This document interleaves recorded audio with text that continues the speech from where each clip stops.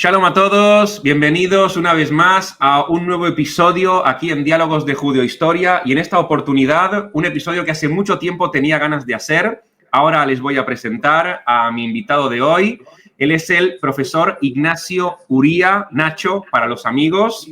Es profesor de Historia en la Universidad de Alcalá, es doctor en Historia por la Universidad de Navarra. Colabora con varios medios de comunicación en España, el ABC, El Mundo, Expansión, y además también últimamente está colaborando con el Centro Casa Sefarad, que tiene mucho que ver también con la temática que vamos a tratar hoy en día. Es autor de varios libros, que en un rato vamos a mencionar algunos también por si a alguien le interesa y los quiere adquirir, principalmente centrados en la historia contemporánea de Cuba, y algo súper importante, es un apasionado del Sporting de Gijón, que hay cosas que decirlas también. Desde el principio hay que decirlo. Desde el principio, pero lo que nos reúne aquí es principalmente lo que está haciendo en este último tiempo, sus últimas investigaciones, que tienen que ver con la participación de los judíos en la Guerra Civil Española. ¿Cierto? Profesor Ignacio Uría, ¿cómo estás? Primero, dime si tu biografía está bien o quieres agregar algo. No, está perfecta, suficiente además. Muy bien, ¿cómo estás? Muy bien. Aquí sufriendo, no, creo que en las dos orillas del Mediterráneo estamos con mucho calor, pero en Madrid bien y muy contento de estar aquí y te agradezco la invitación para divulgar, hablar y estar un rato juntos hablando de este tema muy poco conocido pero muy interesante. Creo yo, vamos. Sí, bueno, no, es un tema principalmente, tiene 100% que ver con lo que hacemos aquí en el canal, que es hablar de historia y vincularla siempre con la historia del pueblo judío. Y además, tú no eres un invitado más, eres también miembro activo de la comunidad de Judeohistoria desde hace mucho tiempo. Comentas también en las emisiones en directo, participas, eres miembro del canal también, de los primeros, y además vas a participar en el primer viaje organizado de Judeohistoria dentro de unos meses, así que para mí es un honor que estés aquí y estoy seguro de que la audiencia, seguramente alguno que otro te reconozca por el nombre, de verte comentando en los chats, y yo creo que va a ser muy entretenido y espero que la gente aprenda, sobre todo, y que se interese por este tema, que como tú dices, es un tema del que se habla, pero se habla poco, quizás no lo suficiente. Y lo primero que te quería preguntar, vamos a situarnos en el contexto, si te parece bien, porque la Guerra Civil Española es ampliamente conocida, ¿cierto? Es una guerra que tuvo lugar en España entre dos bandos claramente diferenciados, del 36 al 39, y atrajo a miles de voluntarios extranjeros. Y de esos miles de voluntarios extranjeros hay una participación bastante exagerada de judíos que llegan de fuera de España a luchar dentro del bando republicano. De hecho, las estimaciones que tú das son entre 6.000 y 8.000, ¿cierto? Correcto. ¿Cómo se explica esto? ¿Cómo es posible que haya una participación, o si quieres también agregar un poco el tema de los números, cuántos hubo en total, cuántos fueron judíos? Y a mí lo que me interesa también es ¿por qué? O sea, ¿cómo es que se explica este fenómeno? ¿Qué se les perdió a los judíos en España? Sí. Ciertamente es un fenómeno curioso, ¿no? Precisamente porque de entrada, más allá de saber, ¿no?, todos un poco pues la profundidad, ¿no?, los 1000 años que pasan prácticamente los judíos en la península ibérica hasta la expulsión de 1492, pues parece que la memoria, la huella, pues queda reducida prácticamente a nada. No se puede decir que desaparece, porque hay lugares como Toledo, ¿no?, por ejemplo, por hablar el más conocido, o en Córdoba, ¿no?, de la presencia judía en España. Pero prácticamente no, el judío era un concepto, el judío en España ya era un concepto intelectual, no había judíos en la península. Sí que los había en el norte de África, en el protectorado español de Marruecos, estoy hablando ya del siglo XX, Marruecos está bajo control español hasta mediados del siglo XX. Y su presencia en la guerra civil, inesperada también, inesperada, se debe a la fuerte ideologización que tuvo esta guerra y el ser una antesala de la guerra mundial. En los años 30, a partir de 1931, en España ha caído el rey ha abandonado, Alfonso XIII ha abandonado España, hay una república de izquierdas, reformista, donde el Partido Comunista tiene un peso muy pequeño pero creciente, donde la verdadera fuerza de izquierdas es el Partido Socialista y el anarquismo, pero dentro de este reformismo más el Partido Socialista Obrero Español. Y cuando estalla la guerra, el hecho, y esta es la respuesta, el hecho de que el fascismo internacional y el nazismo apoyen a Franco, es un despertador en la conciencia de aquellos judíos internacionalistas, sobre todo de izquierdas, que ven la guerra española como una opción de detener al fascismo internacional, derrotar a los fascistas italianos y a los nazis y al franquismo, que en ese momento era totalitario. Son bien conocidas las imágenes de Franco haciendo el saludo romano, el saludo fascista. Que hubiera judíos peleando en la Guerra Civil Española suponía que estaban combatiendo contra Hitler y Mussolini, porque tanto los italianos como los alemanes estaban del lado del bando de Franco. Su presencia no fue homogénea, eran sobre todo judíos comunistas, internacionalistas, y una parte de judíos sionistas de izquierdas también, sobre todo askenazíes, ¿no?, de centroeuropeos, polacos, ucranianos, bielorrusos, bálticos, rusos también algunos, y con una presencia de algunos decenas de judíos de Palestina y de sefardíes, poquitos, ¿no? Mucho menos, de entre esos 6 y 8 mil judíos que había, que eran sefardíes, pues eran búlgaros, yugoslavos, griegos y algunos, como digo, del norte de África, del Marruecos español. Y ese es fundamentalmente, ¿no?, el querer parar el fascismo en una guerra que es antesala de la Segunda Guerra Mundial, cuando ya en Alemania, en Hungría, en toda Europa central y oriental, pues se estaba consolidando la persecución contra los judíos, ¿no?, forzando su expulsión, y después ya, bueno, se acelera, ¿no?, con el estallido de la Segunda Guerra Mundial, toda la solución final, la Shoah de la Alemania nazi. Puede ser también que, además de la motivación que tú dices, ¿no?, la motivación de la lucha antifascista, como la guerra civil fue la antesala de la Segunda Guerra Mundial y pelear contra Franco era como pelear contra Hitler, puede ser también que haya sido una forma de contrarrestar los estereotipos negativos que se tenían de los judíos y un poco también de enfatizar su identidad, como que encontraron un escenario en donde poder manifestar su identidad y además hacerla pública y sentirse orgullosos de su judaísmo. ¿Puede ser que haya sido también eso?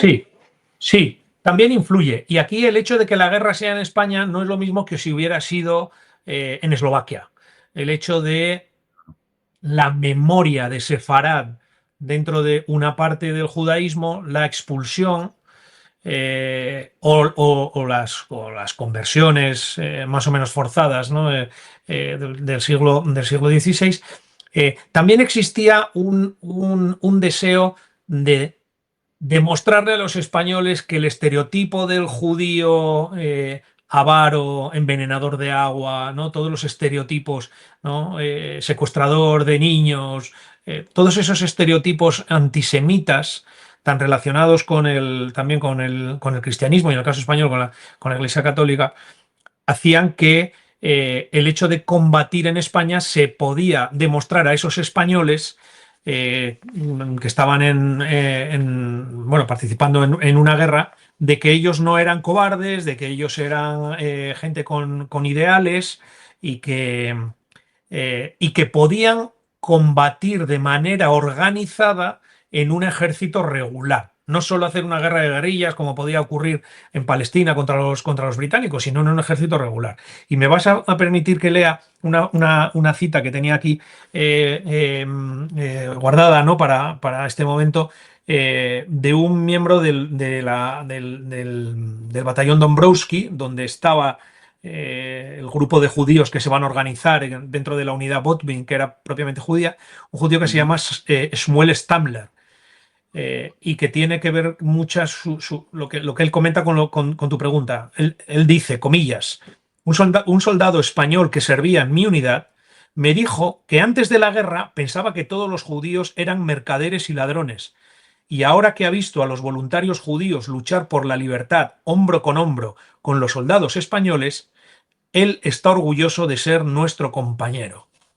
Está el hecho Wow. de presentarse como gente noble, idealista, dispuesta a morir, a matar también, pero a morir por un ideal, y ese ideal, ¿no?, es ese internacionalismo, esa nueva sociedad socialista que se quiere establecer, porque bueno, los judíos que vienen a combatir aquí, que son el segundo contingente más numeroso de las brigadas internacionales, me comentabas antes los datos, hay alrededor de 30.000, ¿no? Yo creo que es la cifra más realista.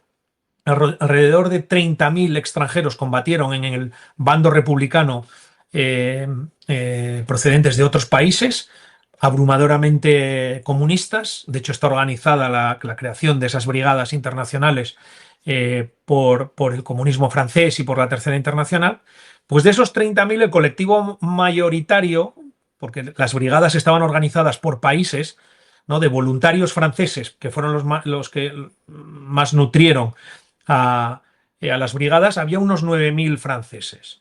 Luego siempre, bueno, pues se habla de los polacos, que había 2.000, de los húngaros, que había unos 1.000, pero claro, los judíos no participaron en la guerra mayoritariamente como una unidad, como un batallón o como una unidad judía, sino que estaban diseminados en los distintos países, Claro, ¿no? muchos de esos eran judíos, de los Y eran polacos, de los judíos, húngaros, rusos, claro. estadounidenses, Sí. rusos, polacos, y eran judíos. Pero claro, si tú vas sumando todos los que tienen apellidos judíos o siguiendo, ¿no?, la composición de los diferentes batallones y compañías, es que se calcula que hay entre 6 y 8.000, comentabas tú, entre 6.000 y 8.000 judíos. Es decir, sería el segundo bloque más numeroso. Y esto ya es más sorprendente, sobre todo si tenemos en cuenta que había 16 millones de judíos, esto es antes de la Shoah, había 16 millones de judíos en el mundo. Claro, si tú envías a 7, 8.000 judíos, van a pelear, suponían el 0,47, es el colectivo más amplio por encima de los franceses, porque eran muchos menos, ¿no? Y entonces dices, bueno, entonces vienen sin conformar un grupo, un colectivo, un grupo uniforme, porque no coinciden ni en su origen.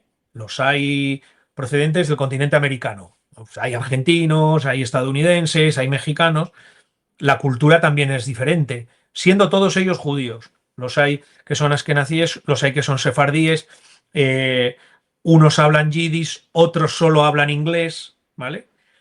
Pero sí, careciendo de una identidad judía común, sí había identidades judías fuertes, al menos en dos de ellos. Los que proceden del antiguo imperio ruso, ucranianos, bálticos, polacos, bielorrusos, y los germánicos, alemanes, austriacos, eslovacos ¿no?, de la parte germánica. Y lo que sí tenían en común era una historia, ¿no? Tenían una historia común y un sentimiento, ¿no?, de pertenencia, de doble pertenencia al país en el que estaban, pero también a su etnia, ¿no? Sin ser personas en la gran mayoría pues eran internacionalistas, eran socialistas, ¿vale? No eran gente religiosa en este sentido. Claro, estamos hablando de una época además en donde las identidades judías se empiezan a cambiar en la modernidad, se puede ser judío de muchas maneras y no solamente a través de la religión. Y de hecho, algo que no nos gusta admitir a los judíos, el antisemitismo refuerza también nuestra identidad y también nuestra necesidad de quizás unirnos para luchar en contra de quienes nos persiguen, y en este caso identificaban al bando republicano como el bando que estaba del lado correcto de la historia, por lo menos más favorable, o lo que ellos identificaban más favorable al pueblo judío. Los judíos estaban en todas partes, y de la lista de países que aporta gente, de ahí podemos extraer también a los judíos, que sumándolos llegamos a esas cifras. Sin embargo, tú en tus investigaciones sí mencionas a una compañía específica, ¿cierto? Que llama un poco más la atención, Claro. porque es una compañía formada por judíos que además tiene el nombre de una persona también escogido a propósito, Naftali Botwin, que es un referente para esas personas que forman esa comunidad, y que esta compañía sí es judía, ¿cierto? ¿Podrías quizás un poquito hablar de esa anomalía de que se crea una compañía judía dentro de las brigadas internacionales? Sí, exactamente, ¿no? Y es la cuestión menos conocida. La presencia judía, ¿no? Está más estudiada, la composición de, ¿no? En las distintas, en los distintos batallones. Lo que es mucho menos conocido es que durante el año 38 hubo una unidad que comienza con 80 hombres, pero que hombres y mujeres, porque esta es otra de las notas, ¿no? Un 25% de los componentes de esta unidad Botwin, que eran ascanacíes, sobre todo polacos y ucranianos menores de 30 años, una cuarta parte eran mujeres. Llegan a tener 150 combatientes a lo largo del año 38, que es cuando ellos sobre todo combaten en el frente de Extremadura, en Belchite y en la batalla del Ebro. Pero sí existe una conciencia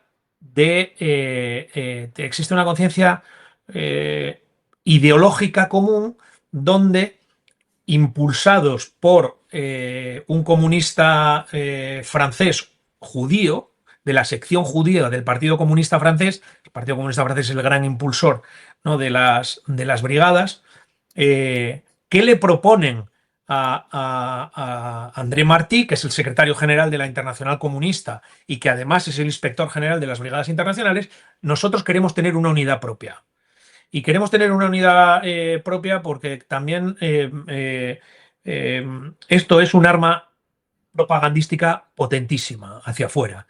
Hacia afuera no en general, sino sobre todo hacia la comunidad judía, ¿no? Ahí tenemos ahí esa fotografía, ¿no? Que es muy, muy reveladora, ¿no? Como señala abajo, voluntarios de la Botwin que, tomando como ejemplo de un judío, Naftali Botwin, que es entonces era polaco, hoy sería ucraniano, plantean la posibilidad de que una unidad compuesta específicamente por judíos, con mandos judíos, se integre dentro de un batallón, del batallón Palafox, y funcionen como si fueran una nación más.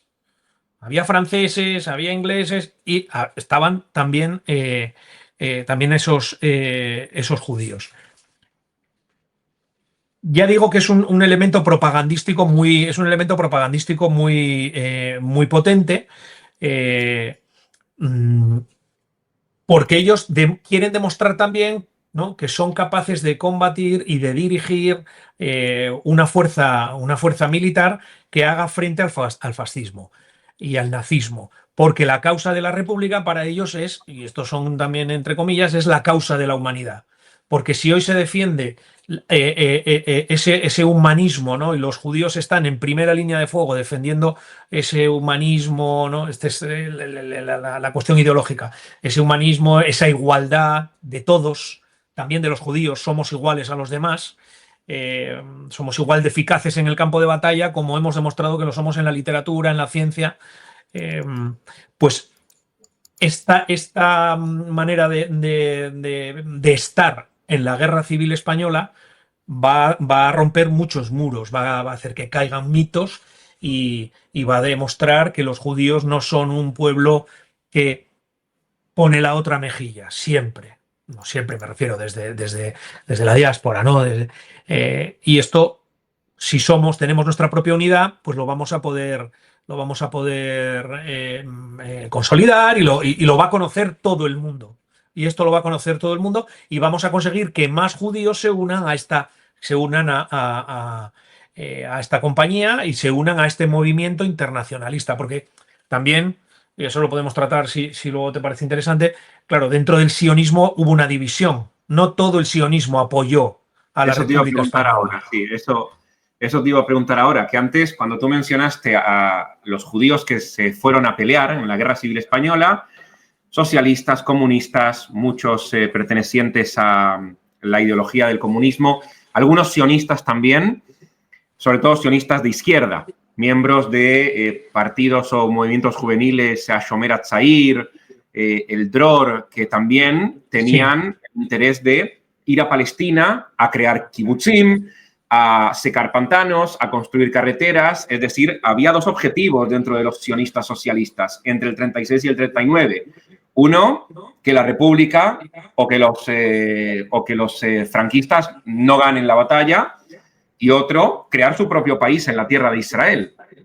Sí. Y hubo gente dentro del sionismo que se quejó, que se oponía, de hecho, a que gente del movimiento sionista se vaya a España a pelear una guerra que a priori no debería ser la de ellos, en lugar de priorizar el primer objetivo, que es el de la creación de un hogar nacional judío en la tierra de Israel.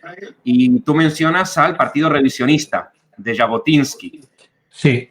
Que a mí, yo te voy a decir la verdad, a mí me sorprendió. O sea, yo sabía que no habían apoyado a los voluntarios judíos, pero tú incluso mencionas que apoyaban a Franco. Al comienzo de la guerra, sus simpatías están con el bando franquista. Okay. Por sorprendente que sea esto, ¿no? Sí. ¿Por qué? Porque al principio de la guerra todavía no han entrado los italianos y no han entrado los italianos, los nazis, los fascistas italianos. Y entonces ese judaísmo, este sionismo revisionista, hay rasgos de Franco y del franquismo que les suenan a una música parecida a la suya. Porque Jabotinsky y los reformistas, bueno, pues eran un ala del sionismo fuertemente militarizada. Franco era militar, eran anticomunistas. Franco era anticomunista. Ellos también hablaban de la creación de un Estado del gran Israel no limitado, ¿no?, a las fronteras actuales orientales, ¿no?, del río Jordán, sino más allá, ¿no?, en lo que era Transjordania y luego Jordania, pero que ellos van a manifestarse y hay declaraciones a favor de Franco porque es nacionalista, como son ellos, porque es militar, como una parte de ellos en su mentalidad son muy militaristas, y llegan a escribir, ¿no?, que hay un artículo, también lo tengo aquí, ¿no?, Zvi Kulitz, en un artículo que se llama España, en Ayardén, en el año 36, al principio del otoño del 36, que dice que, bueno, que el levantamiento, aquí señala, ¿no?, es un fenómeno natural y necesario, ¿no? Un fenómeno necesario, porque dicen, es que Franco no es antisemita, ¿no? Franco no es antisemita. La rebelión quiere destruir un gobierno comunista, señala, ¿no? Porque los judíos que han sufrido allí en esa guerra sufren por comunistas, no por judíos. Entonces nosotros, o sea, no entre estos internacionalistas que quieren establecer un comunismo y lo que ocurre, lo que vemos al comienzo, ¿no? Hay que tener en cuenta la distancia geográfica y también de propio conocimiento, porque Franco en España era conocido, pero fuera no, de quién era Franco, pues termina diciendo, ¿no?, en ese artículo: no todo español honesto, sino también todo sionista honesto debe desearles a ellos, a los sublevados, a los franquistas, la victoria absoluta. ¿Vale? Y claro, y esto está respaldado por el propio Jabotinsky, que tú dices, bueno, ¿esto cómo es posible? Porque dicen, es que nosotros, donde tenemos que combatir, ¿no?, es en Palestina. O sea, nuestra guerra es con los británicos, crear aquí el Estado de Israel. ¿qué hacemos mandando gente a pelear en una guerra que no es la nuestra? Para el sionismo de izquierdas, lo que decía es, no, es que esta es la causa del proletariado, porque si paramos el fascismo en España, evitaremos una gran matanza. Y ahí también tienen eh, eh, un antecedente, prevén lo que va a pasar, ¿no? Ese sionismo de izquierdas. Y también va a pasar esto mismo, Ariel, dentro de la comunidad judía española del norte de África, que va a llegar a acuerdos con Franco para financiarle también. Porque procede el franquismo. Franco era un general africanista que convive con toda la comunidad judía del norte de África, y que en un determinado momento Franco les dice: necesito que me prestéis apoyo económico. Entonces, no hay, y creo que este es uno de los tópicos que conviene romper, una unidad de todos los judíos apoyaron a la República. No, no es correcto. Hubo una parte del sionismo, por hacer un resumen, del sionismo, el sionismo revisionista, que al principio habló bien de Franco y del levantamiento, y que luego, al ver quién estaba detrás de Franco, se apartan y lo dejan en una indiferencia y no vuelven a tratar el tema, eh, y no les preocupa. Y otra parte de los judíos españoles del norte de África que dicen, bueno, vamos a ayudar también vamos a ayudar a Franco. Era difícil que si Franco llegaba y te pedía ayuda económica, o decir que no, porque a ver, ¿no? ¿Quién era el que estaba capacitado? Pero cuando hay gente dentro del franquismo muy antisemita, como el general Queipo de Llano, ¿no? Que es el hombre fuerte en el sur de España, y que tenía unas charlas radiofónicas terribles, era un antisemita desbocado, ¿no? Queipo de Llano. El propio Franco le llama capítulo y le dice: oye, deja de hablar mal de los judíos, estamos en plenas negociaciones para que nos financien, deja de hablar mal de los judíos. Y Franco escribe una carta a los judíos del protectorado diciendo: hacedme caso a mí, no hagáis caso a Queipo de Llano y a los antisemitas que están criticándoos, porque queremos llegar a acuerdos con vosotros. Y entonces, bueno, no hay una unidad, en síntesis, ¿no? Dentro del judaísmo con respecto a la guerra. Mayoritariamente, ¿no? Algún historiador habla abrumadoramente, apoyaron al bando republicano, y esta es la realidad, pero no fue uniforme, no fue completo. Este apoyo no fue completo. Como por otra parte es lo normal, ¿no? No sé Claro. si hay algo más judío que la diversidad, la contradicción, ¿no? Y el tener, ¿no? Como, ¿no? Dos Sí, judíos, sí, tres no, opiniones, o ¿no? sí, sí, sí, no, no, de hecho es lo que iba a decir ahora. Me encanta que hayas tocado este tema y que lo hayas dicho de esta forma, porque aquí estamos también eliminando sin querer uno de los mitos antisemitas muy extendidos, que es que los judíos actuamos todo el tiempo en bloque, sin pensamiento propio, dirigidos por alguien, algún lobby, y que todos pensamos todo el tiempo lo mismo y actuamos como una masa homogénea. Y aquí tenemos la prueba de que no es así, de que sí, hubo un porcentaje exagerado de judíos que entraron a pelear en el bando republicano como internacionalistas, pero incluso dentro del movimiento sionista hubo división, y esto lo contaba Eli Cohen también en la charla que tuve con él, lo de los apoyos extraños, ¿no? Quizás inesperados, de algunos judíos del norte de África a Sí. Franco. Él hablaba de la familia Salama. Yo he visto que tú también lo mencionas por ahí. Ahora, este apoyo de los judíos sefardíes del norte de África, ¿es un apoyo por intereses económicos, tú crees, o había realmente afinidad ideológica? Económico. Yo creo que es económico. En esto sigo también a Isidro González, que es uno de los grandes, y Sánchez Adasiain, que son dos de los grandes investigadores. Es económico. Es económico, fundamentalmente, también porque ellos veían que con el franquismo combaten fuerzas marroquíes. Fuerzas de marroquíes que están apoyando a Franco, ¿no? En las fuerzas regulares, por ejemplo. Y Franco les dice: yo voy a respetar que continuéis teniendo sinagogas en Tetuán, o en Ceuta, o en Melilla, eh, y voy a proteger que tengáis una libertad. Tenemos que tener en cuenta que es que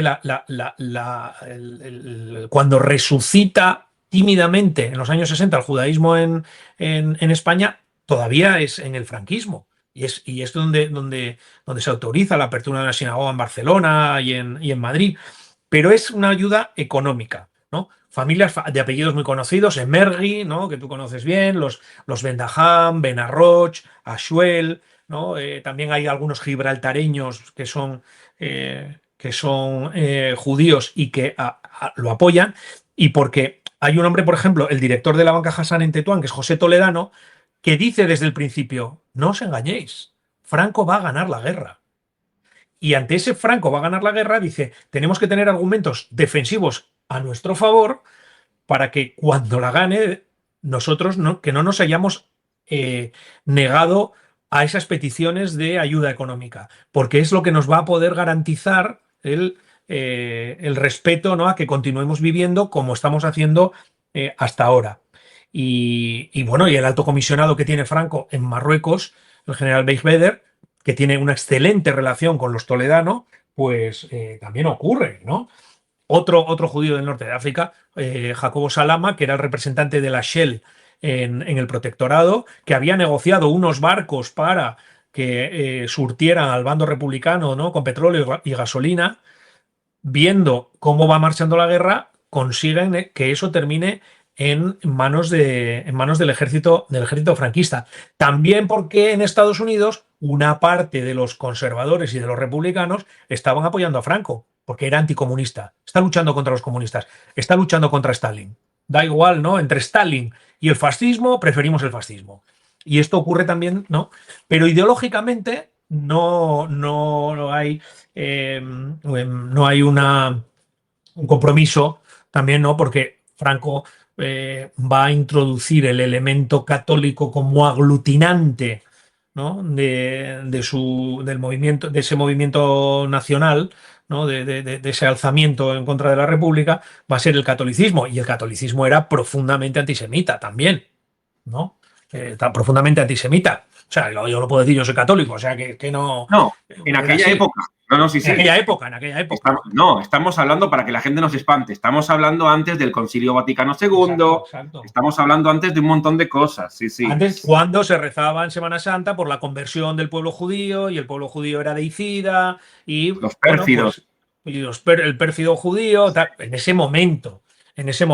Pero una cosa es el estereotipo también del católico, ¿no?, y de cómo era el católico medio, y luego estaba la realidad, que es que era la idea de judío en España en los años 30 era muy teórica, porque es que la gente no convivía, no había judíos en la península. Entonces, pues hombre, pues sí, los sefardíes, muy bien, tal. El que era el malo era el judío internacional. Era el que estaba detrás de los sabios de Sion. Ese era el judío malo. ¿Dónde estaba ese judío malo? Le preguntabas a un español y decía, pues no sé, estará en Francia o estará en Alemania. Aquí no hay. Aquí no hay, ¿no? Entonces, bueno, era más una cuestión de rechazo religioso por parte de los españoles que de rechazo racial o étnico, entre otras cosas, porque no sé si, voy a decirlo de otra manera, junto con el pueblo judío, quizá el español sea el más mezclado de la historia. Pues que por aquí ha pasado todo el mundo. Por aquí Claro. pasaron todo el mundo. Pasaron griegos, romanos, árabes, o sea, todo el mundo, ¿no? Alemanes, visigodos, todo el mundo. Entonces, la cuestión racial no ha sido nunca porque es que somos un país muy, muy mezclado, ¿no? Entonces, económico y no ideológico. Fue el apoyo de los judíos del norte de África. Ok. Bueno, mira, yo quiero, si me permites, hacer una pequeña pausa del tema, porque seguramente a estas alturas más de alguno va a querer saber un poco más de ti y leer un poco más de ti y quizás adquirir algunos de tus libros. Y por tanto, sí me gustaría hablar de este otro tema tuyo, de Cuba. Yo sé que yo al principio dije no tiene nada que ver, pero quizás sí tiene un poco que ver, ¿cierto? Tú lo vinculas de una manera. Sí, hay un hilo invisible, ¿no? Hay un hilo invisible que yo creo que lo puede explicar por motivos familiares, ¿no? Nos influye tanto la familia y la memoria. Ariel, tú esto lo vives. Nos influye tanto que yo soy nieto de cubanos, mi mujer es hija de cubanos, y a mí siempre me interesó la temática de las revoluciones, centroamericanas, latinoamericanas en general, pero sobre todo centroamericanas, la cubana, la nicaragüense, la salvadoreña, y esa frontera que hay en el continente americano, del que tú también procedes, entre la religión y la política, las revoluciones y las religiones, sobre todo el catolicismo. Eh, y entonces, en esa tensión entre una revolución, la participación de gente que es religiosa, otros que son culturalmente católicos, pero humanistas, eh, ahora mismo podríamos estar hablando, ¿no?, de la lucha por la creación del Estado de Israel, donde se habla de una revolución, donde hay personas religiosas judías, no siendo el judaísmo una religión. Esto también se lo insisto mucho a los estudiantes, y más aún después de haber seguido tus clases, que he seguido, Tú- ya sabes que he seguido tus clases No sobre lo entendemos, sionismo. ni los judíos entendemos eso, así que no te preocupes si a tus estudiantes les cuesta entenderlo. Bueno, pues tú también, en eso, ahí también está cuando explico la creación del Estado de Israel. Pero esta relación de la ideología de ideologías de izquierdas, la religión, la creación de un Estado nuevo como es Cuba, porque Cuba tiene solo 50 años más que Israel. Claro. 50 años más que Israel. Entonces, ese interés, en un determinado momento, yo estudié en los jesuitas en Gijón, y todas estas cuestiones también en los años 80, que es cuando yo soy adolescente, en los años 80, están muy presentes. Está la teología de la liberación, la cuestión de las revoluciones, ¿vale? Y un profesor, ¿no?, también de física, que nos explicaba más historia judía y la historia militar de la guerra de los 6 días o del Yom Kippur, ¿no?, que le encantaba, y Moshe Dayan, ¿no?, que era como un compañero nuestro porque hablaba mucho de Moshe Dayan. Todo eso me llevó también a que quedara de fondo, porque en eso se parecen Cuba e Israel. La revolución, la religión, la creación de un nuevo Estado. Y yo he investigado mucho sobre esto, me he dedicado muchos años, me llevó también a estar en Estados Unidos, en Georgetown. El último de mis hijos nació allí, en la Universidad de Georgetown, con los jesuitas. eh, y esta cuestión de la creación de los estados, de cómo nacen los nuevos estados, cómo se crea Panamá, el canal de Panamá, por ejemplo, que todo esto es del siglo XX, cómo lo fuerzan los estadounidenses.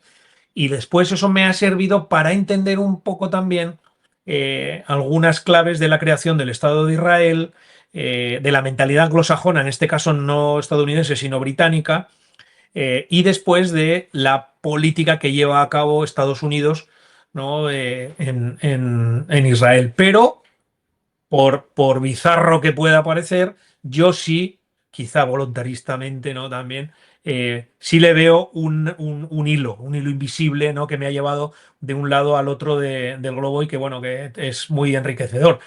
Para otro día podemos hablar de la peripecia de los judíos cubanos, ¿no?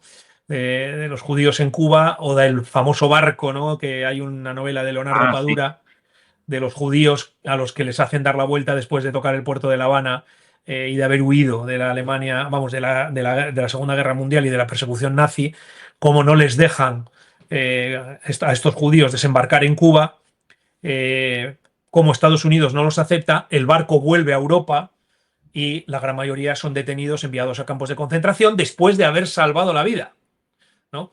Pero bueno, esa es otra historia, y como decía Mijael Ende en La historia interminable, será contada en otra ocasión. Genial. No, yo creo que a estas alturas, por eso lo menciono ahora, seguro mucha gente se estará preguntando dónde puedo leer más sobre el profesor Ignacio Uría, dónde puedo escucharlo más. Y aquí también quiero mencionar esta participación que tuviste hace unos meses en el Centro Sefarad Israel, en donde hablabas prácticamente de estos mismos temas, y Sí, está la conferencia en YouTube, íntegramente en YouTube, sí. así que lo único que tienen que hacer es buscar en YouTube Ignacio Uría o la participación de los judíos en las brigadas internacionales, y ahí les sale Sí, en la cuenta del Centro Sefarad sí. Israel. Ahí estás tú hablando con traje y corbata. Hay otra también en el Centro Sefarad, que de hace un par de años, ya, bueno, 3, que era Israel antes el Estado de Israel antes de Israel, donde hablo desde el inicio del sionismo hasta 1948, explicando toda la presencia judía, las alias, el hogar nacional judío, por qué hay judíos allí, ¿no? Porque muchas veces hay gente que se queda en el estereotipo de, bueno, claro, como fue el Holocausto, ¿no? Como la Shoah creó mala conciencia, pues les dieron allí un estado, la ONU apoya a que se quite de en medio a los árabes y que lleguen los judíos. Y no, no, hay una historia mucho más larga, ¿no? De judíos que... Entonces, sobre todo esa es una explicación antes del 48, que también no es lo que estamos hablando, pero yo creo que se trata mucho menos. Tú sí la tratas, por supuesto, Ari, pero esa también, yo creo que esa es interesante, ¿no? Para romper, para pinchar globos, como decimos en España, Sí, ¿no? se trata mucho menos y de hecho ahí hay claramente un hilo conductor, hay claramente una conexión entre esa, porque es la misma época, es decir, los mismos judíos que vienen a Israel en aquella época, a Palestina, a secar pantanos, a construir carreteras, a construir kibbutz, a crear la ciudad de Tel Aviv, son ideológicamente los mismos que se van algunos de ellos a España a Exactamente. pelear en contra de Franco. Es decir, es ese mismo espíritu que hace que esos jóvenes opten por salir de su casa, de la comodidad en donde vivían en Europa. Bueno, comodidad, estaban todo el tiempo yéndose de un pogrom a otro, pero para que se entienda la metáfora, y decidir actuar de una forma u otra por sus valores, por sus principios. Hablamos de la misma gente. De hecho, estamos hablando del 33 al 39, que es la Guerra Civil Española, y entre el 36, perdón, y el 39, en Israel En eso, tiene claro. lugar la operación Homao Migdal, que es la torre y empalizada en donde se crean decenas de kibutzim, y va a haber mucha gente que va a abandonar ese proyecto para irse a pelear a España, y va a haber gente del Ishuv, de los líderes sionistas, que van a decir Hanita Lifnei Madrid, que es Hanita es un kibutz que se crea precisamente en ese periodo histórico, Lifnei Madrid, que es Hanita antes que Madrid. Es como que les dicen, ¿tú te quieres ir a pelear a Madrid? No hay ningún problema, pero primero funda un kibutz en Israel. Cuando hayas fundado un kibutz en Israel, vete a pelear en Madrid todo lo que quieras. Y hace poco salió un documental en Israel Sí. que se llama al revés, Madrid Lifnei Hanita. Es decir, Madrid antes de Hanita. Aquellos que a pesar de todo se fueron a España a pelear, no les importó nada. Sí. Y está en YouTube disponible, ¿eh? O sea, Sí, sí. se puede ver, porque su lema al final, ¿no? Era por vuestra libertad, refiriéndose a los españoles, por vuestra libertad y la nuestra. Ellos dicen, estamos peleando por nuestra libertad ahora en España, ¿no? Estamos y claro, la tensión interna es decir, bueno, pero donde tenéis que estar es aquí, ¿no? Tenéis que estar tenéis que estar en el kibutz, tenéis que crear estructuras que nos permitan en algún momento dar el paso de poder tener un hogar nacional judío como nos prometieron los británicos, ¿no? También se lo prometieron a los árabes, claro. Entonces, parte de todo el desastre posterior tiene su origen en la política británica, ¿no? Hacia Oriente Próximo. Pero Tú sabes es así, sí. todo lo que me costó, lo que intenté yo sin éxito durante los últimos 15 años, explicarle a la gente de las izquierdas españolas precisamente esto, que la misma gente que creó los kibbutz y que fundó el Estado de Israel es la misma gente que murió en la batalla del Ebro luchando por la República Española, y no hay con quien hablar. Es hoy en día muy complicado Sí. que te escuchen y que te entiendan. Y yo quería preguntarte, dimos números antes, 6.000, 8.000. ¿Sabemos cuántos murieron? ¿Sabemos cuántos sobrevivieron? ¿Sabemos qué hicieron después? ¿A dónde se fueron? ¿Algunos se quedaron en España quizás? ¿O se fueron a Sí. Israel? ¿Tenemos esos datos? Yo los datos que tengo más trabajados son los de la unidad Botwin, que al final fueron, ellos combaten desde diciembre del 37 hasta que se disuelven las brigadas internacionales en general en el año 38, porque la República Española utiliza las brigadas internacionales como moneda de cambio para decir, si disolvemos las brigadas, que se retiren los italianos, sobre todo los italianos, también los alemanes, ¿no? Vamos a nacionalizar la guerra y sacar a todos los que no sean a todos los que no sean españoles. En el caso de la unidad Botwin, hubo una gran mortandad porque ellos estuvieron en primera línea de combate, los judíos, la unidad judía, y de esos 150 se calcula que sobrevivirían alrededor del 25%. Nada más que alrededor del 25%. En el caso de las fuerzas internacionales, los cálculos son más difíciles, porque había judíos que ya habían cambiado los apellidos, con lo cual también los habían americanizado o convertido en apellidos franceses, y es más difícil saberlo. Con la Bodvin sí que es que prácticamente 3 de cada 4 murieron en las trincheras, ¿no? Ya digo, sobre todo en el frente del Ebro, al final, en la batalla del Ebro. Y de hecho, mira, te puedo dar un dato de uno de los brigadistas judíos que se llamaba Jacob Luri, que contó lo que pasó al final con ellos, ¿no? Y habla de la batalla del Ebro, que es una batalla, para el que no, bueno, una batalla emblemática dentro de la guerra civil, que prácticamente sella la suerte del bando republicano, ¿no? Ya derrotado, y se avanza a gran velocidad ya a partir de ese momento, ¿no? Hacia el norte. Divide lo que quedaba de la República en dos, divide Valencia de Cataluña. Y Luri señala cómo lo que pasó aquellos días de la batalla del Ebro, ¿no?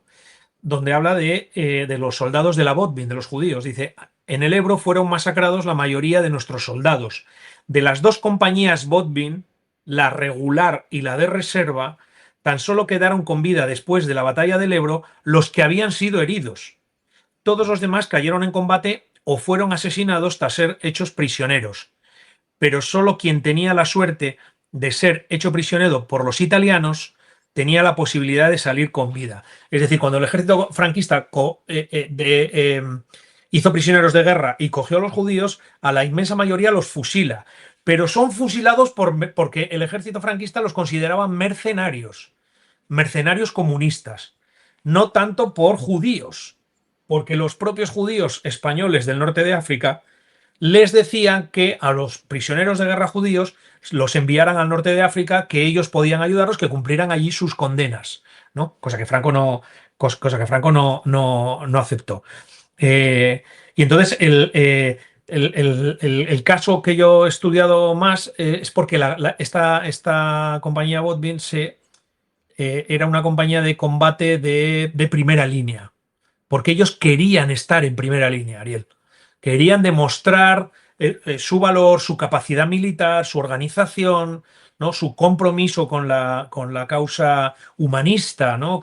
Como ellos lo calificaban, de la lucha por la libertad en España, y también ser un ejemplo para todos los judíos del mundo que, o bien en Palestina o bien en otras en Europa, podían tomarlos como ejemplo de resistencia contra el fascismo o de resistencia contra el poder, la dominación colonial en Palestina de los británicos. Ser un ejemplo para ellos, esto era muy importante, ¿no? Yo antes me lo mencionaste así como de pasada, y me gustaría quizás, ya que estamos poco a poco terminando, el tema de que para Franco había, o para la sociedad española había como dos judíos, ¿no? O dos modelos de lo que es el pueblo judío. Estaba por un lado el judío de la retórica antisemita, ¿no? Del contubernio judeo-masónico, el de los sabios de Sion, el que siempre es el malo, el que intenta destruir España, que durante las décadas de franquismo Franco utilizó todo el tiempo el estereotipo de ese judío negativo que está como en las sombras. Y por otro lado está el judío sefardí, que habla español, que le es leal a España, que por cuestiones económicas colabora con Franco y con el que no hay que meterse demasiado porque al fin y al cabo es español. Antes dijimos que los judíos van a España precisamente porque identifican que luchar contra Franco es luchar contra el antisemitismo. Puede ser, y esto te lo pregunto quizás a ti como reflexión personal, que parte de la retórica antisemita de Franco durante las décadas de franquismo haya estado influenciada por la terrible participación de tantos judíos internacionalistas en el bando republicano, o quizás ya venía de antes. La situación en el siglo XX, por centrarnos en el siglo XX, hay una situación ambivalente. no solo con Franco, sino incluso en el periodo inmediatamente anterior, que es la Segunda República, pero incluso en la década de los años 20, cuando hay un ensayo a partir de un golpe de Estado realizado por un militar, Miguel Primo de Rivera, de crear un Estado corporativo en España de tipo fascista, ¿no? Pero claro, es un fascismo a la española, porque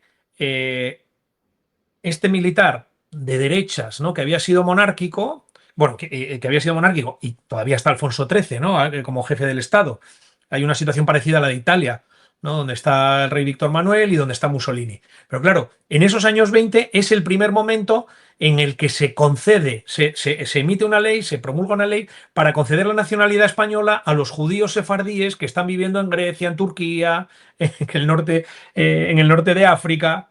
Y eso ocurre teóricamente con un régimen que es protofascista, como el de Miguel Primo de Rivera. ¿No? Esto, bueno, habría que matizarlo, pero eh, luego con el franquismo, Franco va a jugar con una doble baraja. Por una parte, tranquiliza al sector más radical y más ultracatólico que en aquel momento identifica, ¿no?, al judaísmo con el pueblo que mata a Jesús de Nazaret, el pueblo de Icida. Pero por otra parte, les va a tácitamente Franco autoriza a embajadores y a diplomáticos suyos en países ocupados por los nazis, que son aliados de España, eh, para salvar judíos. El caso bien conocido en Hungría, en Budapest, ¿no?, del diplomático español Sanz Briz, que luego fue reconocido siendo franquista, porque Sanz Briz, el embajador, era franquista, como justo entre las naciones.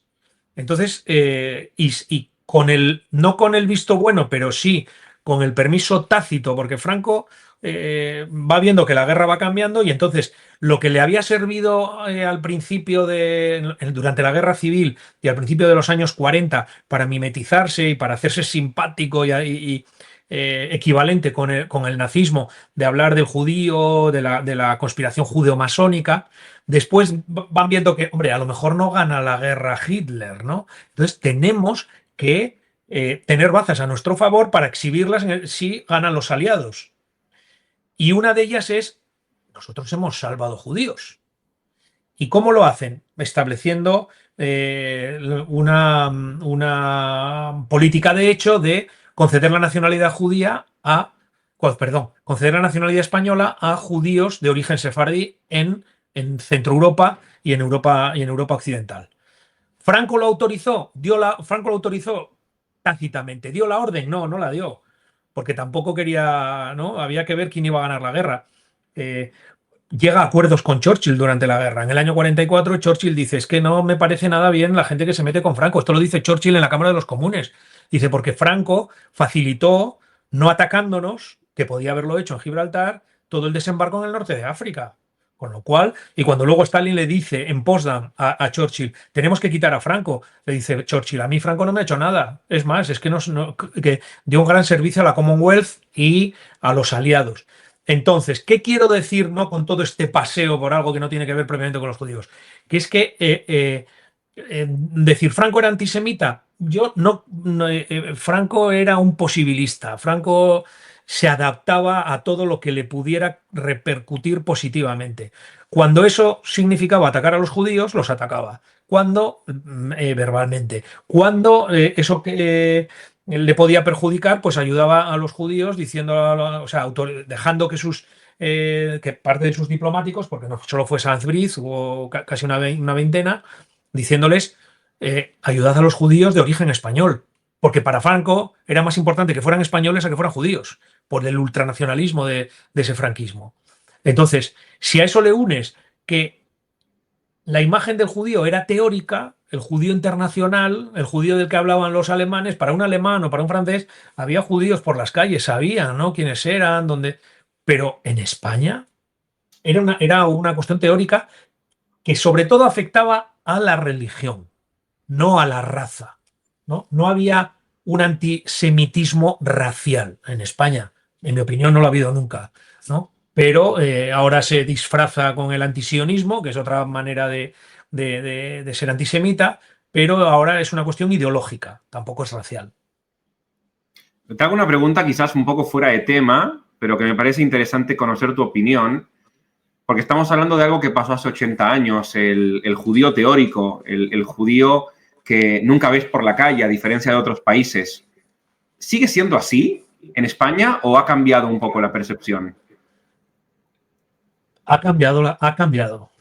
Israel, yo, desde que vamos a ver, desde que yo tengo memoria años 80, ¿no? Donde todavía había una construcción un poco teórica, hay que tener en cuenta que si hay una inversión sobre la imagen del judío, porque en la época que llevamos hablando todo el rato, Segunda República, Guerra Civil, primeros años del franquismo, posguerra, era la izquierda la que ensalzaba al judío y reconocía su participación y su ayuda a la causa republicana.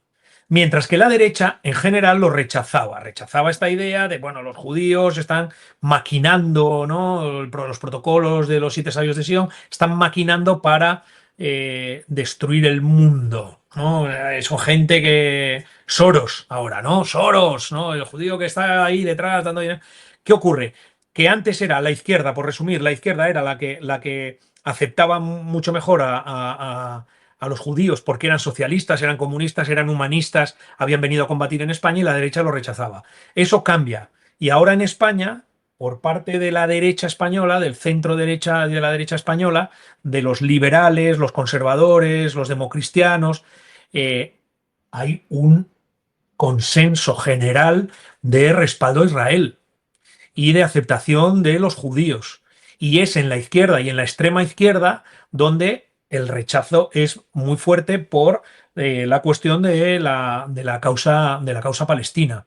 Entonces, ¿cómo se vive? O sea, un judío puede caminar tranquilamente, bueno, estos últimos meses y desde la matanza del 7 de octubre, todo el mundo donde hay judíos, pues está todo muchísimo más revuelto, pero aquí no ha habido ataques contra la sinagoga de Balmes en Madrid o en Barcelona, o se han atacado colegios, o se ha dado palizas a judíos.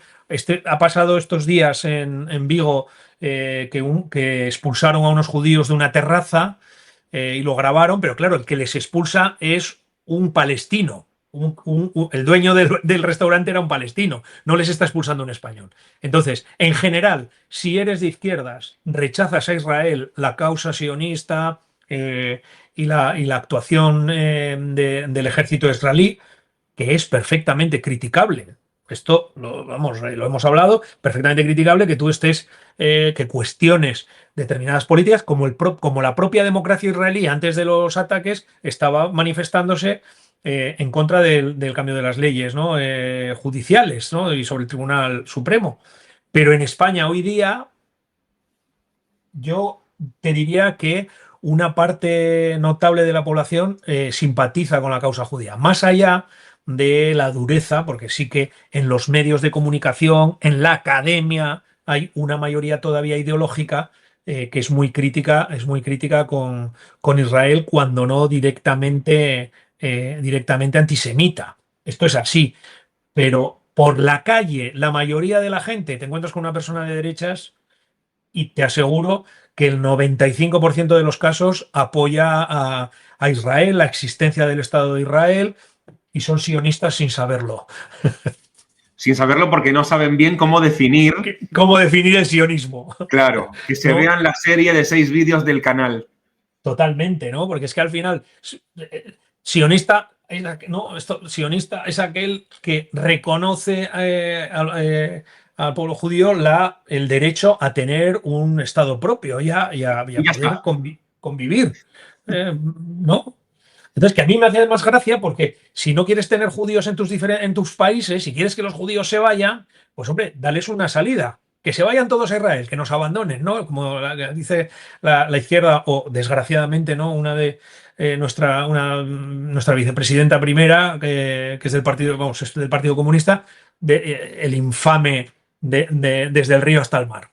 infame, infame. Pero esto, y tú eres consciente porque lo hemos hablado, hay diputados españoles que en el Parlamento han hecho una encendida defensa con críticas a la situación de Gaza, con críticas, pero pidiendo la liberación de los rehenes, que me parece básico, y hablando de las incoherencias, ¿no? Del planteamiento de izquierda, de extrema izquierda, con Israel en el Parlamento. O sea, que no es que sea una cosa nunca vista.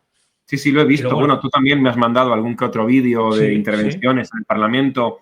Y sí, sí, estoy por lo general, intento estar actualizado de qué es lo que se mueve por la sí. política Pero vamos, un española. judío viene a España, tú lo sabes, porque estás cada cierto tiempo también en España y bueno, puedes pasear o sea, con la kippah por Madrid y si hombre, te puedes encontrar un loco, ¿no? Pero en general nadie te va a decir nada. Es más peligroso pasearse con la camiseta del Barça por el centro de Madrid que con la kippah, yo creo. Que Te tampoco creo pueden, que sea tan peligroso igual. no, que te pueden decir algo. Esto es el Claro, peligro. El máximo sí, sí, sí. peligro es que te suelten un ala Madrid, ¿no? Que te diga, bueno, vuelve Israel, tal. Pero vamos, no hay casos, ¿no? No hay casos. Bueno, mis hijos tienen el colegio, van al colegio al lado del colegio judío que está en La Moraleja y bueno, más allá de que hay momentos en los que se refuerza más la protección y ves policía y tal, o sea, es una cosa vamos, bastante pacífica, ¿no? Otra cosa es la política y otra cosa son los medios de comunicación, pero bueno, Sí, ahí sí. es un sesgo que está presente en todo el mundo, yo creo. Ya para ir terminando y volviendo al tema, ¿sigues con esta investigación? ¿En qué andas ahora mismo? Sí, no, sigo con la investigación porque he encontrado, vamos, voy a ir al archivo de las brigadas internacionales que está aquí en España, en Albacete.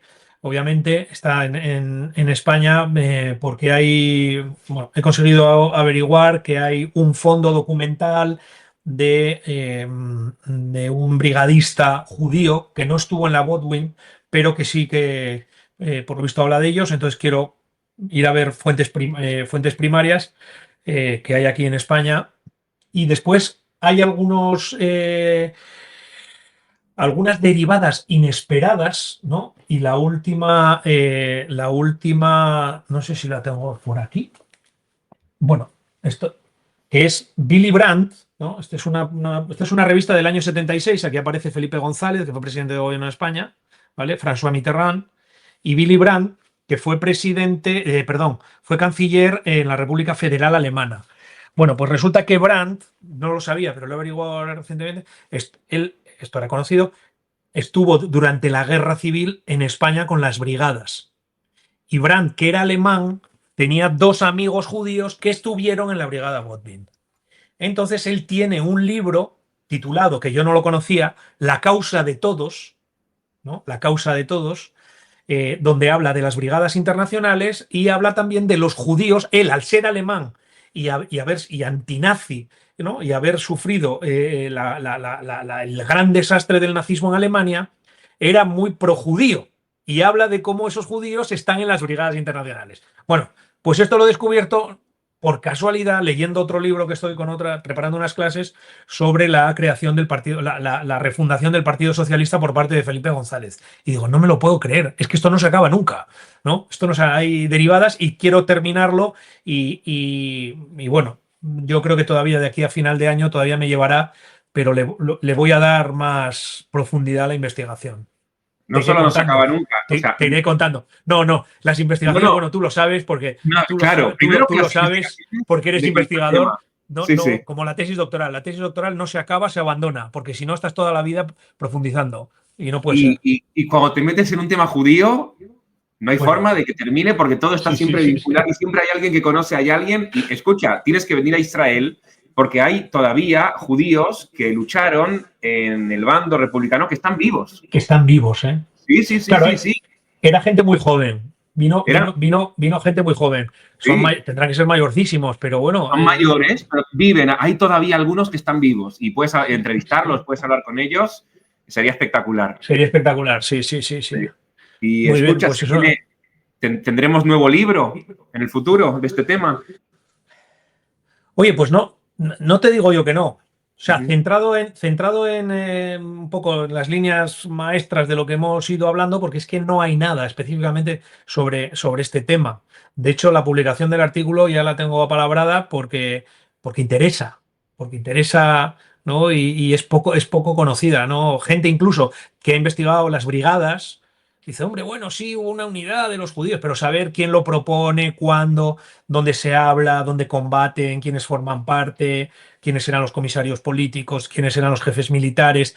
Lo que tú decías antes, ¿qué pasó con ellos? Algunos de estos judíos vuelven a sus países de origen y terminan, como eran comunistas, llegando a formar parte de gobiernos comunistas en Hungría, en Rumanía, ¿no? Y eran judíos que habían estado en las brigadas internacionales y específicamente tengo a uno identificado en la Botwin, que luego estuvo en la República Federal Alemana y que llegó a ser ministro. No recuerdo el nombre, pero que llegó a ser ministro, ¿no? Y esto, claro, te lleva al tiempo presente. Todo esto te lleva al tiempo presente, porque para un historiador hablar de los años 80 es el tiempo presente. Vamos, no hay Sí, más. sí, obviamente, Así obviamente. que Y sí, casos así debe haber también, o sea, eran tantos, 6.000, 8.000, que sí, debe haber de todo. Debe haber judíos sí. incluso que terminó la guerra y vinieron a Israel y pelearon en la guerra de la independencia. Hay Sí, seguro. que los hay que vuelven, los hay que vuelven y los hay que se van desde aquí para América. Hay gente que va a América, Venezuela, Argentina, por supuesto, ¿no? Como son números pequeños de lo que estamos hablando en comparación, pero sí que los hay que viendo la situación de lo que ocurre en sus países de origen, dicen, yo es que yo no puedo volver a Croacia, yo es que no puedo volver a Polonia, ¿no? Bueno, seguro hubo gente también que terminó la guerra, volvieron a su casa y fueron asesinados por el nazismo. O También, acabaron en campos de concentración, o claro. que acabaron en campos de concentración porque eran judíos, Sí, sí, ¿no? sí. Entonces, eso era lo que ellos querían frenar, viniendo, porque dicen, si gana la República Española y se establece un soviet en España y España es una república socialista, ¿no? Y hemos demostrado que se puede derrotar a Hitler, Hitler no estará tan crecido, Mussolini no estará tan crecido, porque ya han perdido.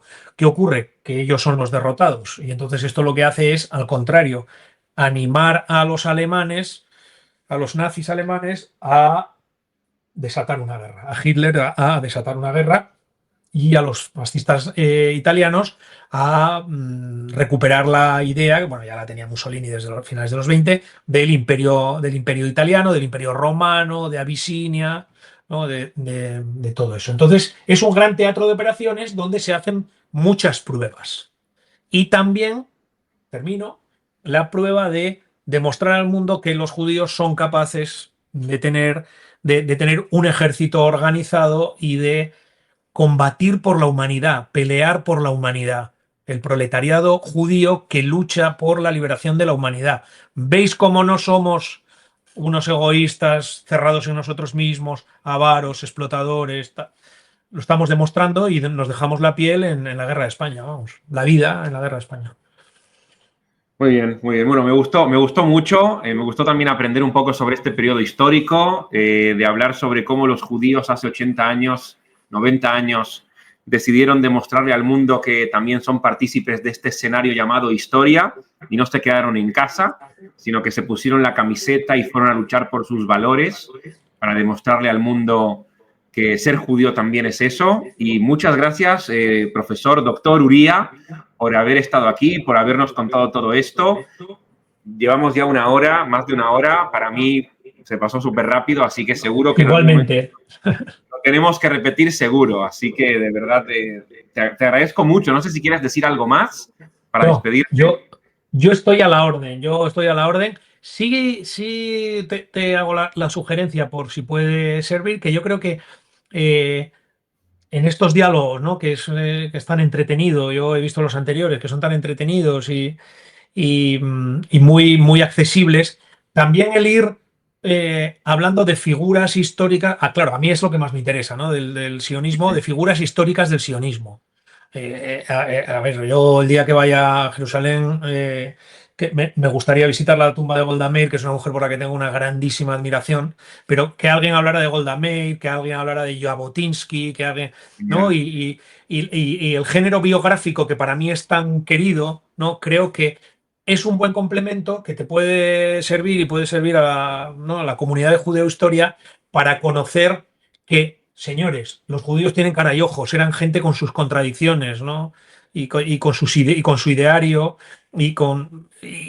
van haciendo lo que pueden como los demás, porque si no a veces se cae el riesgo, yo creo que de deshumanizar también la política y no entrar a decirles que esta señora, por el caso de Golda Meir, que yo conozco bastante en profundidad, que lo he trabajado, decir, bueno, es que cuando Golda Meir dice todos mis recuerdos de mi infancia en Rusia, en el Imperio Ruso, son el hambre y el frío.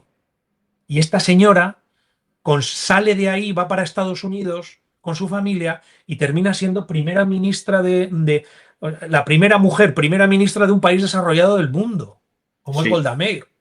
Y dices, qué peripecia humana tan increíble, ¿no? Tan increíble. Y yo creo que eso también, pues, hace que personajes, ¿no? Que son dignos de que sean conocidos, pues dejo la sugerencia ahí sin más, ¿no? No, no, Yo. me encanta, por Sí. supuesto que sí, hablar de personajes históricos y de hecho ya se me están ocurriendo algunos nombres, gente que conozco a quien puedo invitar para hablar de algún que otro personaje histórico. Por lo pronto, lo que sí te prometo es que en 2 meses te llevo yo a la tumba de Golda Meir. Muy bien. Eso está asegurado, porque aparte Muy bien, está, muy bien. Sí, sí, ni sí, sí, siquiera nos sí, sí. tenemos que desviar del programa. Está Sí, dentro sí, del sí. programa, vamos al Monte Herzl y ahí está la tumba de Sí. Golda Meir. Bueno, yo dictaba un curso que era sobre mujer y poder político y lo hacía alrededor de la figura de Golda Meir y de la época en la que le toca vivir a ella, ¿no? Que es todo, bueno, es el siglo XX prácticamente hasta que muere de cáncer en los 70, pero todo alrededor de lo que era esta estadista, porque Golda para mí era una mujer, vamos. Y además es Bueno, mujer, con lo cual también las frases que demuestra tiene cómo son ese judaísmo, decir, es que estos señores estaban dando bola a las mujeres, ¿no? Cuando todavía en Suiza las mujeres no votaban del todo, porque es que en Suiza el derecho al voto pleno de la mujer es en los años 70, Ariel, y en los años 70 es cuando Golda Meir es primera ministra de Israel. ¿De Sí, qué me sí. hablan ustedes? Ella es la auténtica dama de hierro, a la primera a la que llaman la dama de hierro. Bueno, en fin, como empiezo a hablar de Golda no termino. O Sí, sea bueno, que hace unos años salió una película, supongo que la viste. sí, bueno, ¿No? hay una con Ingrid Bergman, me parece que hace de Golda, sale en Múnich, en fin, pero tiene una historia realmente increíble. Embajadora en la Unión, primera embajadora del Estado de Israel en la Unión Soviética, única mujer firmante de la Declaración de Independencia. Eh, bueno, se casa y le pone como condición a su marido que se tiene que ir a Israel. Y él era músico y dice, ¿y qué hago yo en Israel? Y dice, plantar patatas, ¿no? Como todos, Como todos. Y dice, claro. me caso, pero nos vamos y hacen alía en los años 20 para ir a un kibutz. O sea, gente que es de otra pasta, que dices tú, bueno, no, pioneros, yo no sé, no. Bueno, En de fin, hecho en no, Israel usamos ese término, pioneros, halutzim. El pues término mira, halutzim, halutz significa pionero, es el término con el que es la época de los pioneros. Así en la historiografía del sionismo así se llama, la época de pues, los halutzim, pues de mira, los pioneros. no. Es que es así, ¿no? Porque hay vida más allá de Ben Gurión y hay vida más allá de. ¿Me explico? Entonces, Sí, bueno, sí. no sé, creo que puede ser interesante y luego ponerle cara a la gente, que es bueno. Sí, sí, lo tomo seguro y en los próximos episodios nos ponemos a hablar y hoy la primera tiene que ser Golda Meir, 100%. Bueno, así, alguien que venga, algún especialista que venga a hablar de la Gran Golda. Sí, o una especialista, O que de una momento especialista. me está costando encontrar invitadas mujeres. De momento van siendo todos hombres y no es por nada en especial, es porque es la gente que he encontrado y me ha aceptado, pero me queda claro que tiene que haber presencia femenina también, con voces femeninas que hablen también de la historia. Así que quizás encuentro a alguien Sí, adecuado para hacerlo. perfecto. Y Perfecto, ala, Ariel. profesor, doctor Uría, muchísimas gracias y que se repita. Igualmente, gracias por la invitación.